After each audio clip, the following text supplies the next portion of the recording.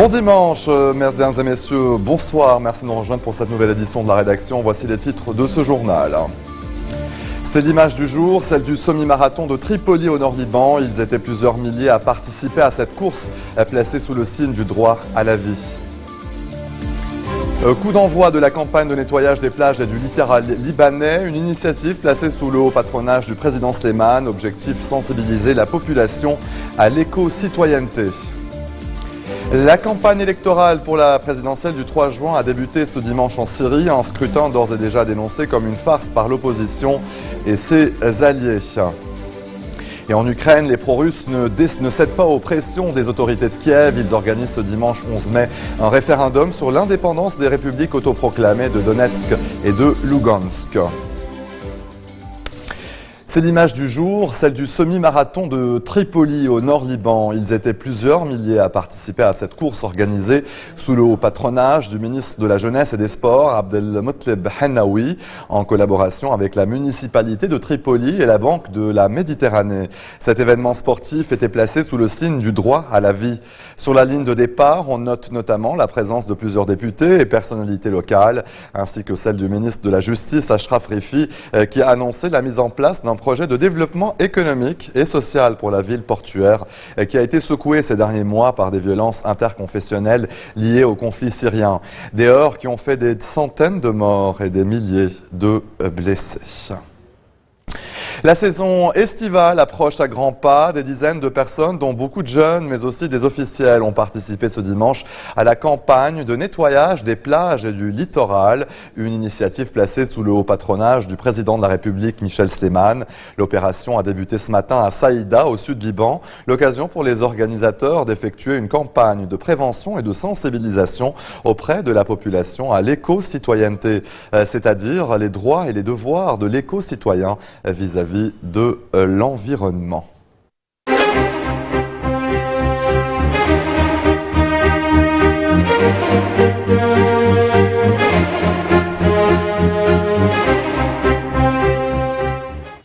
J-4 avant la prochaine séance parlementaire consacrée à l'élection d'un nouveau président de la République et cette nouvelle déclaration du chef de l'église maronite Pshaharahi a redit son refus d'une vacance à la présidence de la République. Le patriarche maronite a indiqué qu'il ne tolérerait pas que le Liban demeure sans chef de l'État et ce même pour 1 minute. Fin de citation. Dans des déclarations ce week-end, le prélat a appelé l'ensemble des députés à participer à la prochaine séance en vue d'assurer le quorum et de paver la voie à l'élection du successeur de Michel Slimane, dont le mandat s'achève dans 2 semaines, jour pour jour, le dimanche 25 mai. Le vice-président du conseil exécutif du Hezbollah, Cheikh Nabil Kaouk, attribue le retard dans l'élection d'un nouveau chef de l'État au camp du 14 mars. Cheikh Kaouk l'accuse notamment d'avoir présenté à l'élection un candidat de provocation, en référence au chef des forces libanaises, Samir Jarja. Selon ce responsable du parti chiite, le 14 mars a démontré qu'il était le camp des paris perdants. Cheikh Kaouk a appelé les responsables du 14 mars à s'abstenir de provocation. Il a enfin affirmé que le scrutin présidentiel n'aura lieu que lorsque le camp du 14 mars renoncera à présenter un candidat de provocation. Le chef des Kataeb, Amin Gemayel, s'est dit satisfait de sa tournée auprès des responsables chrétiens dans des déclarations au quotidien Al-Mustakbal. Il a toutefois redit ses craintes quant à une vacance à la magistrature suprême. Gemayel a précisé que sa tournée n'était pas liée à son éventuelle candidature à la présidence de la République, soulignant l'importance de l'élection d'un chef de l'État dans les délais constitutionnels. Soit avant le 25 mai, faute de quoi, le leader des phalangistes a averti contre le basculement du Liban vers l'inconnu.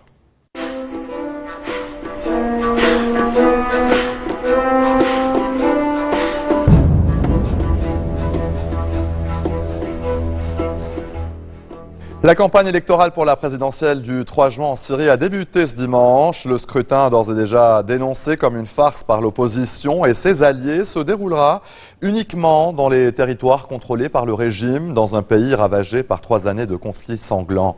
Il s'agit théoriquement de la première élection présidentielle depuis plus de 50 ans en Syrie. Bachar el-Assad et son père Hafez, qui a dirigé le pays d'une main de fer de 1970 à 2000, avaient été nommés à l'issue de référendums. Le président Assad a placé sa campagne sous le slogan « Ensemble ». Il affrontera Maher el-Hajar, un député indépendant longtemps membre du Parti communiste, et Hassan el-Nouri, un homme d'affaires qui a été membre d'une formation de l'opposition tolérée par le pouvoir. Et vous voyez à l'écran donc ces campagnes en vue des législatives orchestrées par l'opposition et les rebelles. Depuis la fin du mois d'avril, les combats entre l'État islamique en Irak et au Levant et le front Al-Nosra en Syrie ont donc fait 230 morts et parmi les combattants, principal perdant la population, plus de 100 000 civils ont dû fuir leur village dans l'est du pays. Par ailleurs, des milliers de civils syriens sont retournés ce week-end dans les ruines de leur ville à Homs. Objectif, sauver le peu qui reste dans leur maison détruite par 2 ans de combats féroces entre rebelles et soldats. Un retour rendu possible par la conclusion d'un accord inédit entre les belligérants, au terme duquel près de 2000 rebelles ont été évacués du vieux Homs, assiégés et bombardés quasi quotidiennement par les troupes du régime, comme dans plusieurs autres localités du pays, toujours en proie aux violences. Restez des nôtres au retour de la pause, des dirigeants du sud-est asiatique réunis pour un sommet historique en Birmanie.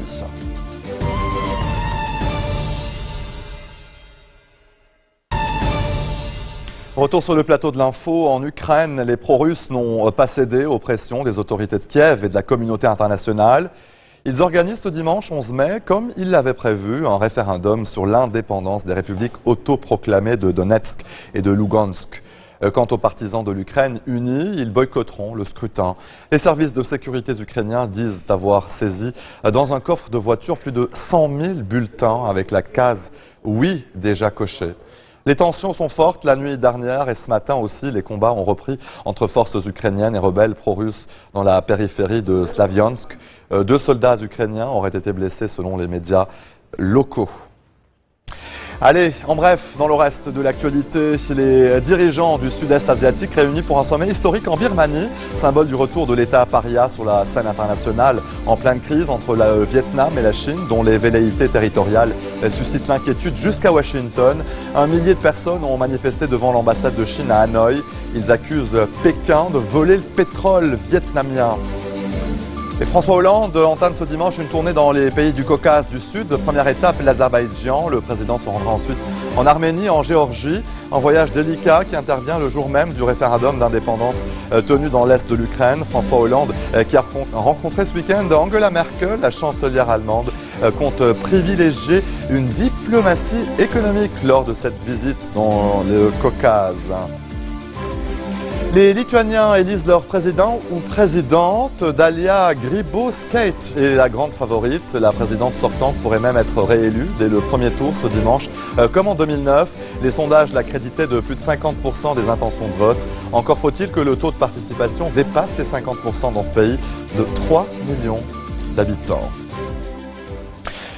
Tous les ans, à l'heure des récoltes, les agriculteurs du Burkina Faso inondent les marchés de leurs produits, provoquant une baisse dramatique des prix et laissant nombre d'entre eux sans ressources ni nourriture pour tenir pendant la période creuse. Mais aujourd'hui, grâce à un système de crédit introduit par le Fonds international de développement agricole, les agriculteurs ont non seulement de quoi nourrir leur famille, mais également de l'argent dans les poches. C'est la ceinture alimentaire du Burkina Faso, une région fertile avec certains des meilleurs terrains agricoles du pays. À cette époque de l'année, alors que des champs de maïs et de millet sont en cours de plantation, il est difficile d'imaginer que pour de nombreux agriculteurs et leurs familles, c'est la saison de la faim, un temps où la nourriture est rare. La raison à cela ? 6 mois auparavant, les agriculteurs ont inondé le marché avec leurs récoltes et n'avaient d'autre choix que de les vendre au prix le plus bas, ce qui a laissé bon nombre d'entre eux aujourd'hui sans argent ni nourriture. Mais désormais, grâce à une idée relativement simple introduite par le FIDA, le Fonds international pour le développement agricole, les agriculteurs ont non seulement de quoi manger durant la période creuse, mais ils ont aussi de l'argent dans les poches. Cristiana Sparacino du FIDA. The simple idea is that by stocking part of the harvest grains and giving it a value, a commercial value, This is considered collateral, and with this collateral, the farmers can get access to rural finance, which can give the farmers the cash they need to purchase the food that the family requires. Son stock de 15 sacs de maïs en décembre dernier a constitué pour lui une garantie pour un prêt qu'il a utilisé pour investir dans ses chèvres tondues par sa plus jeune fille. Tu prends le prêt, tu travailles, tu t'en rembourses et que tu récupères ta nourriture. Voilà, maintenant, au cas où tu dois vendre, au moins ça a un prix un peu élevé. Les prix du maïs ont augmenté de 40% depuis que Louis a mis ses sacs de céréales de côté. Mais avant qu'il ne vende de quoi que ce soit, lui et sa femme, Marguerite, calculent quelle quantité ils doivent garder pour leur propre consommation.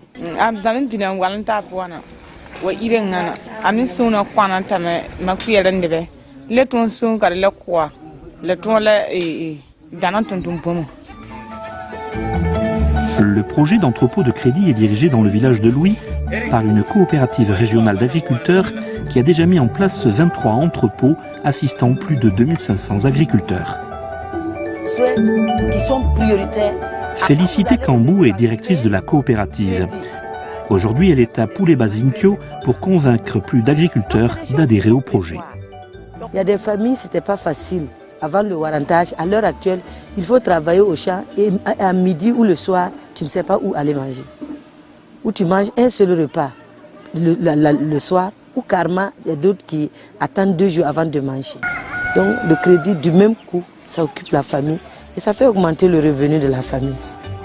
À Poulet-Bazinkyo, l'école locale est pleine. Selon Alain Dabiré, président de l'association locale des agriculteurs, cette communauté qui, juste quelques années plus tôt, voyait bon nombre de ses familles la quitter, a maintenant un avenir lumineux.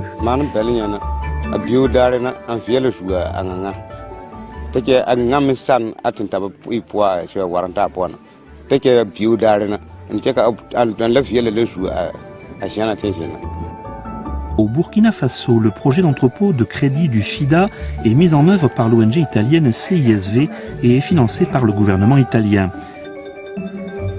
Dans les 2 prochaines années, 8 autres entrepôts seront construits, offrant à des milliers d'autres fermiers et à leurs familles les moyens de surmonter la saison de la faim. Eurovision 2014, c'est finalement l'Autriche qui a remporté la compétition grâce à une barbe, celle de Conchita Wurst, un travesti autrichien de 25 ans à la voix puissante. Un choix surprenant pour un pays que l'on dit souvent conservateur et qui avait fait grincer beaucoup de dents aussi, ce qui n'empêche pas l'Autriche ce dimanche de largement célébrer son héroïne.